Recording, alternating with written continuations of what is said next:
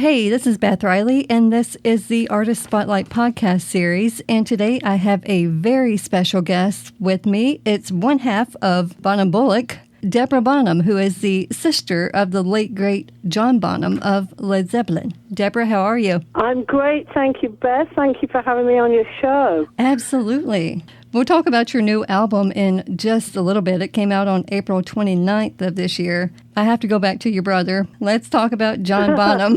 What was it like growing up with John? You know, it's a question I get asked a lot. It's a funny one because he was my brother. So first and foremost, I was growing up with my brother, as I did with my other brother, Michael. So I didn't start to really realize until time went on just how famous he'd got, you know.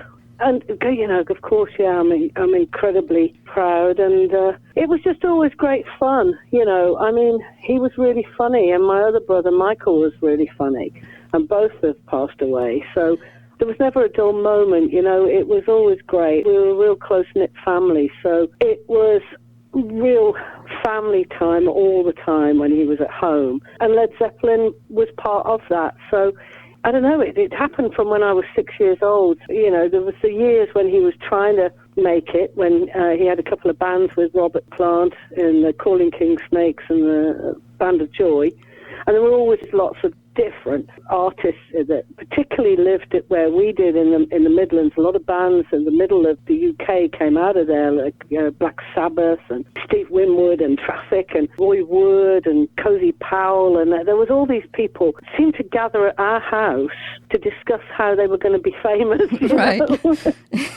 So, I mean, I was only little, so I just remember that the house always being very full, you know, my mum and dad's house. And then, you know, later on with, you know, John obviously joined Led Zeppelin with Robert, and they were always very close. Robert's always been close to us, you know, he still is. And they joined Led Zeppelin, and still it was family weekends, you know, we'd all get together, and Robert would come over with his family, and quite often, and there'd be a party, and the music would go on, and John would play the drums, and then he'd get a bit tired of that, so he'd get Jason, his son, you know, he'd drag him up and get him to play the drums, and we were all dancing, and yeah, I mean, it was magical, you know, it really was. That was the awful part, apart from the fact that, you know, our world fell apart when John went. Right. The humour disappeared, you know. It was always a lot of fun. There was always fun things going on. And so I think for me, being in a band has somewhat tried to recapture that, you know, because we have a great, amazing amount of fun and laughs when we're together. So I think it's growing up with two brothers and also growing up with my nephew Jason, because there wasn't that much years between us. I really missed that male company, you know, and it's just great being in the band because we have such a laugh from the minute we get on the tour bus to when we come off stage. So how awesome is it for you to see your nephew following in your brother's footsteps? Yeah, I mean, fantastic. I mean, there's only 4 years between us. So right. We were both sort of doing music together, which was great fun, you know. Yeah. I mean, I've had such a lot of good laughs with Jason and tours, and Jason's played on earlier albums of mine, and I've sung on his, and we've gone on tour together. And to see him play the O2 with Led Zeppelin was just hugely emotional, but fantastic. His dad would have been so proud, you know. Absolutely. Really so proud. As promised, I'm going to talk about your new album with your husband, Peter Bullock. Yeah. Which I just want to say, first and foremost, it's awesome to see a husband and wife teaming up together. My husband and I do the same thing typically. Like I said, this is something we do together for the most part, but he's sitting this one out because I was too excited. So yeah, well, it's same here. Yeah. Ditto. Pete's sitting this one out as well. Yeah. See? Because I was going to, you know, I'm on the phone and I was like, no, I'm going to talk to Beth. And anyway, the band are here because we leave early in the morning, you know, to go to Europe. Right. So we're doing some shows. So they've been rehearsing and I've been in and out, you know, doing some interviews. So I said, you know what? I'm going to talk to Beth. There you go. So here we are. We've left our husbands out of it tonight. Yes. But yeah, well, until tomorrow, I will need my husband on that stage tomorrow. I've got to be honest. Yes, you'll need him for that. Oh, I need him to drive the tour bus too. Now, your band name as Bonham-Bullock, and that's also the title of the album. It's self-titled, and that came out on April 29th on Quarto Valley Records. Yeah, that's right. This is actually the first record that you have produced in its entirety by yourself, right? Yes.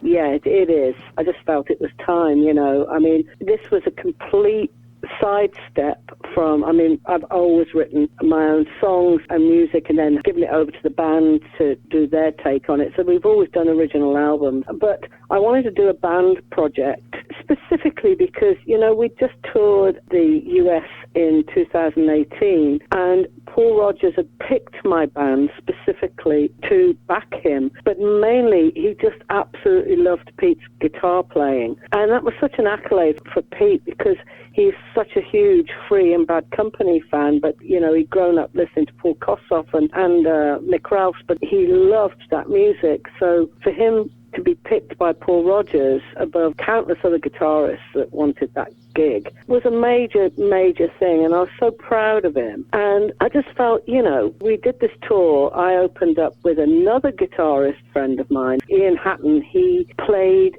with Jason in the Bonham band, and they had real good success in the USA.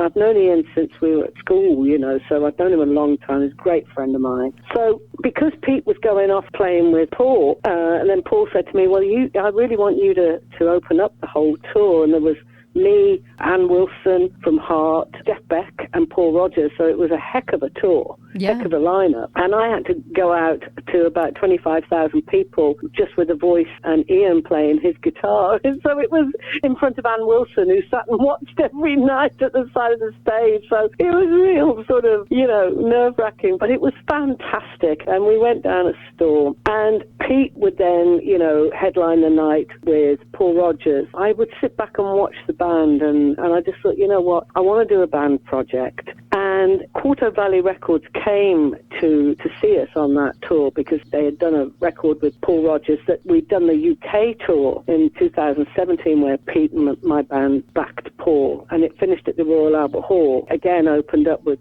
piano this time. Oh, no, it was with guitar, of course it was.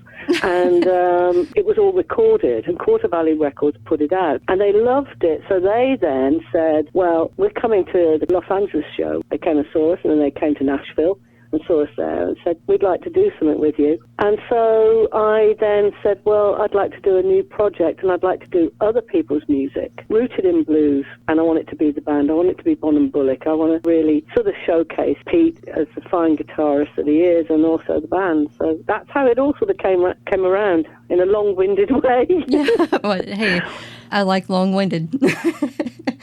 Out of the 13 tracks on there, I was reading somewhere that you and Peter originally had over 100 songs to choose from. How did you end up with the 13 that you went with? It was quite easy, really. I mean, it was a lot of listening, but I know what the band can do, where they can go. I just know what they'll feel, So, and same for me from the vocal point of view. I mean, there's so many songs that I absolutely adore, but not all of them am I going to be able to bring something to, And it's really important to be able to bring something to these great songs, but keep the respect for the original song, but bring your own soul, your own emotion and passion and your own style. And these were the songs that I just knew that we could do that with, I just feel that when you do what is really covers songs, everybody calls them covers. I think that they're more interpretations, but I like to think about Joe Cocker, who did Little Help from My Friends, how he totally turned that around and made it his. We brought his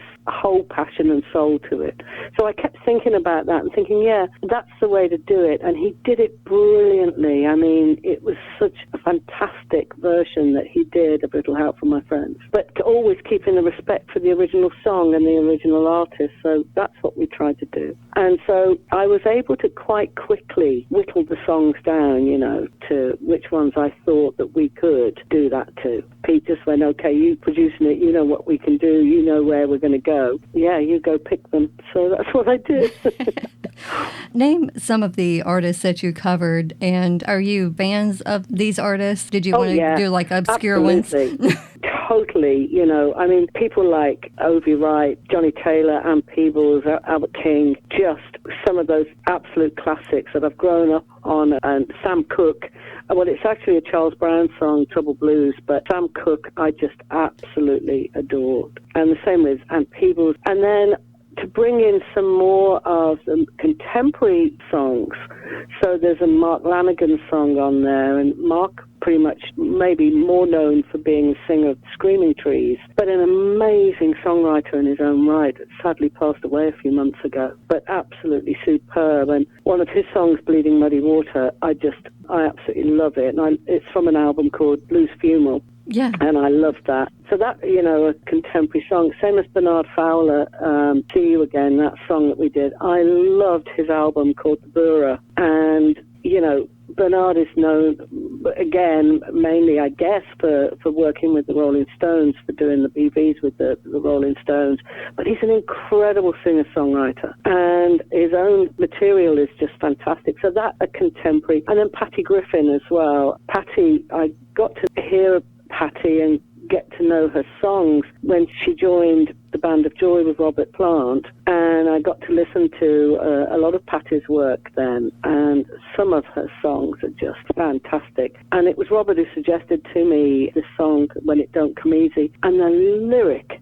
She's a phenomenal lyricist, and I just heard this song, totally different to how we've done it. I just knew that it would work the way that we did it as well, and the lyric just got me. So there's a mismatch. And then there's Chris Wilson with The Changeling, who's an Australian artist, sadly passed away. An amazing, amazing artist. That was a good one to end the album on. I mean, that's a good end, because I don't think there could have been another one after that one. No, The Changeling, again, it just got me from the day I first heard it, and I just knew that that's a song I wanted to do, There was a song by Ron Davis called It Ain't Easy, and I'd heard that years ago. Long John Baldry did it with the incredible Maggie Bell singing in the choruses, and I'm a huge fan of Maggie Bell, so I had always known that song. So they span 7 decades, some of these songs. Some are really old, some are contemporary, some are obscure. And it's been great doing them. It's been a real honor to do them. And you guys also had some guest musicians on the album with you as well. Tell me about some of those. Yeah, I mean, it wasn't that I sat down and thought, we need guests. The people that were on the album are real good friends.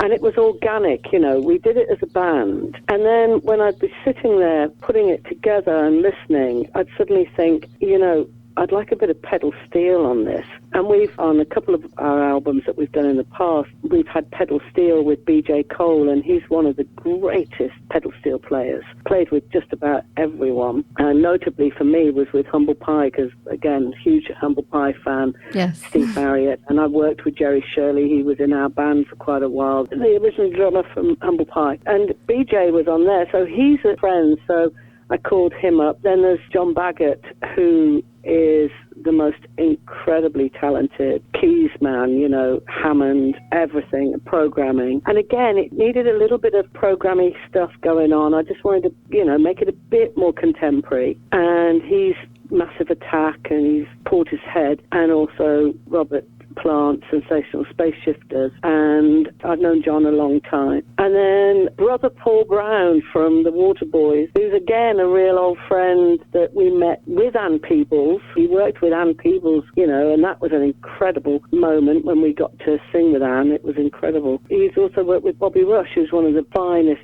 blues guys ever that I love. I've known Paul for a long time, so you suddenly hear the solo in your head of a Hammond, and you think, yeah, it's Paul, it's definitely Paul. That's how the guests came around. It wasn't like, let's put guests on this album, Right. It just kind of happened. Yeah, totally organic. Yeah. And only where it was really needed, we just knew it needed that sound. From the album, do you have a favorite track? Is that possible to narrow down just one? I don't really. I mean, I love every single track. I don't particularly have one favorite. I think possibly sometimes when you write them yourself, you do. But because these are some of my favorite songs, I just love every one of them. Yeah. I think the one that's resonating the most with me at the moment is Bleeding Muddy Water, because I just had such a vibe in the studio. We recorded it not far from our house, just literally down the lane. There's an old chapel that a guy called Paul Burton bought the chapel and turned it into a recording studio. And it's got the most incredible vibe in there. And he and there's another sound engineer, Dave Evans, they recorded us all in that studio. So it was beautifully recorded. But when it came to mixing, I wasn't feeling it. And again, this was Robert's suggestion. He suggested Tim Oliver, this amazing engineer, mixing guy. And he works from Peter Gabriel's studio, Real Words Studios over here in Bath. And so the album went there. Now, it was during parts of lockdown. There were so many restrictions, so we had to do it virtually, you know, through emails and everything like that. And that was really laborious and hard work, time coding everything, you know, and Tim and I going backwards and forwards with each other. But they lifted the restrictions and we were able to go over to the studio, which was incredible. And I got to meet Tim and we sat down and he more or less got the mixes together. And I just sat there and listened. And as Bleeding Muddy Water came on, I just had this like, oh my goodness, this is exactly how I envisaged it, you know. I had a real tingle, and I thought, I so want to play this to Mark Lanegan. I really want to get it to Mark Lanegan. And by the time we'd finished it, he passed away, so it was really sad. But it did go to his guitarist, who came back and said how much he loved it. So that was just fantastic. So I guess it's that one that's resonating with me the most because he's recently passed away. I think that probably is the one. Going back to your brother John, just for a minute, how do you think he would feel about this album? It's difficult to say. I would very much like to think he'd love it because we have very similar music taste. You know, I've grown up listening to all of what John used to play. Right. So I have exactly the same taste as my brother Michael. We all had the same taste in music, which was anything that moved us, soul. John was a big Motown guy. He was a big melody guy. He loved the blues. He loved rock.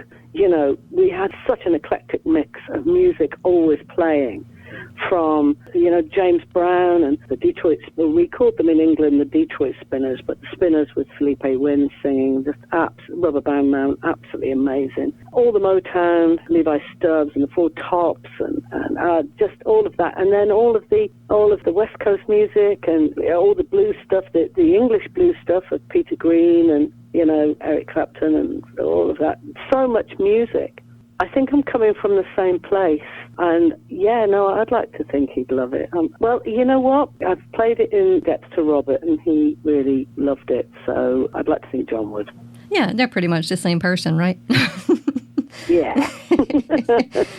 Yeah. Well, you know what? I mean, I have so much huge respect for Robert. I mean, the way he's done this incredible solo career. I love his solo music. So I keep following him around and befriending his bands throughout the time and getting them playing on my records somewhere along the line, you know.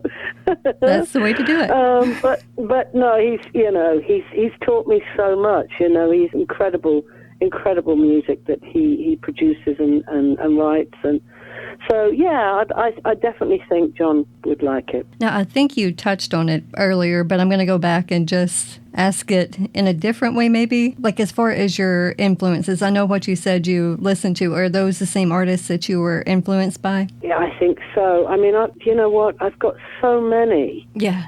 That I wouldn't even know where to start, you know. I mean, I love just about everything, you know, all of that soul, Aretha Franklin, Ann Peebles, Etta James, you know, I totally love all of that. And Otis Redding, huge Otis Redding fan. Stevie Wonder, all of the Stax record, the High records, the Muscle Shoals, all of that. And I love all the old blues as well. I love Billie Holiday and Mahalia Jackson and all of that. And then I loved the Kinks and the Beatles and Genesis and, you know, and so it goes on. And Fleetwood Mac, I loved the first Fleetwood Mac, the early days. And Christine McVie is one of my all-time favorites. She was just amazing.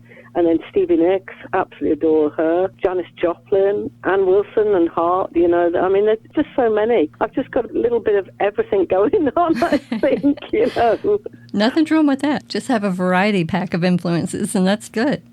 Yeah, I mean, and Tina Turner, you know, Yeah. what I love, and I think it's why I love Stevie Nicks as well, because I loved these women, and Janis Joplin, and Maggie Bell over here, and Elkie Brooke. What it said to me back then as a young girl, watching these peers, you know, that were like 15, 20 years older than me, it told me that it can be done. Women can do this. Because it was primarily a man's world, to quote James Brown, and rock and roll, definitely, you know. But yet you saw these women coming through, and Sandy Denny as well, you know, from Fairport Convention. I just loved Sandy Denny's voice. And so for me, I would see these women, and I'd just think, wow, you know, they're out there and they're doing it. And I loved the way they all dressed from the 70s. You know, they kept the femininity, but still looked absolutely stunning and still sang incredibly, you know. I just think we're missing a bit of that now.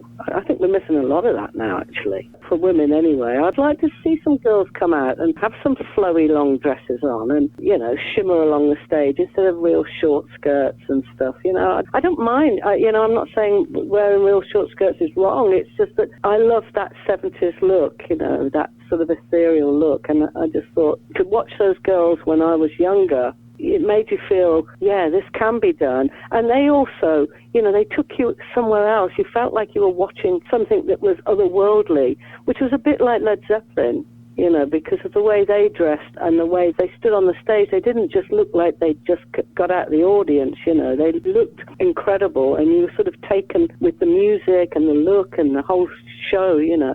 So many influences. If you could go back in time to a certain decade or even a specific year, when do you think that would be, and why would you pick that time? Well, you know, that is a real hard one. It's a hard one because I'd like to go back to the 60s. I'd just like to stand on the outside and have a look and take in all of that music that was happening, all that style in the clothes, everything that changed in the 60s was just quite incredible.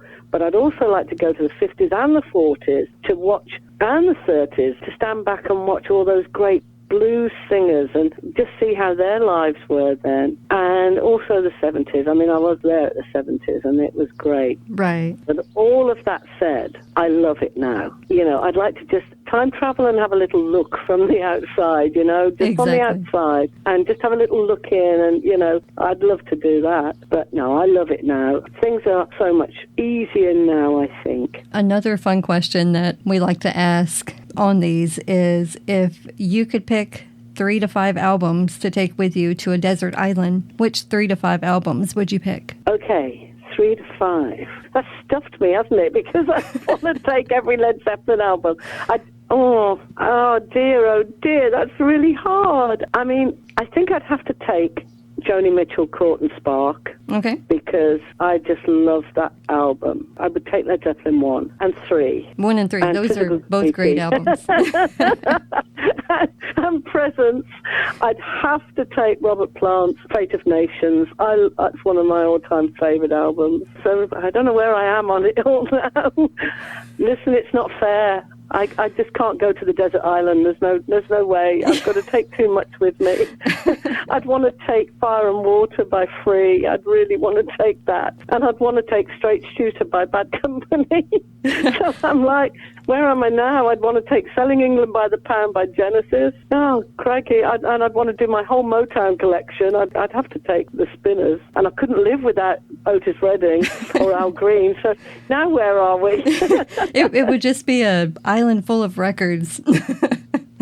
Yeah, do you know what? That's a tough one. I just don't think I can do it. So many records that I love, so much music that I absolutely love. I would hate to be without any of it, really. Oh, I know. As far as for you and Peter, of course, anything else in the works for you guys coming up? I know you guys just released the album last month, but you guys have anything else in the works? We're touring. I mean, we're off first thing very early tomorrow morning over to Europe, and we're playing the new album, which is Absolutely great. We tested it about a month ago. We did a show in London, and the new stuff just went down a storm. So it's exciting playing it. We've got a new energy that's just fantastic with this new music. I'm really looking forward to that. We're off tomorrow to France, Belgium, and Netherlands. And then we come back and we've got shows in the UK. And then we go back and forwards to Europe. We're about 6 times, I think. And then we're talking to an agent, which is really exciting at the moment because it's the first time it looks like we'll have a really great agent in the US. So there's talk of us coming over in late fall. So I'm just so excited about that, really. We really want that to happen. We just can't wait to get back to the US and play some shows there, you know. So that's the focus at the moment, is just on this album and playing live shows and getting across to America and Canada and Australia, actually. You know, we want to do Japan, Australia, New Zealand. We're just eager to go everywhere, you know, while we still can. Exactly. Where can people go to find out more information on Bonham Bullock website? DeborahBonham.com and Deborah Bonham Facebook and Twitter, Instagram. We've got a YouTube channel that has a new video of the Albert King song, Can't You See What You're Doing to Me, which is on the album. Okay. If you put in Bonham-Bullick, it goes straight to Deborah Bonham or Deborah Bonham, and it takes you to Bonham-Bullick. So it's all linked. Okay. So yeah, it's all got tour dates on it. Tour dates and where you can buy you can buy the album across. It's on every platform. It's Amazon, it's HMV, it's on Spotify, it's on Apple, iTunes, so yeah. Well, Deborah, I want to thank you so much for joining me today, and congrats on the new album, and best of luck to you and Peter both. Well, thank you so much, Beth. It's been great to be on your show, and thanks to all your listeners, and thanks for having me on. It's been brilliant.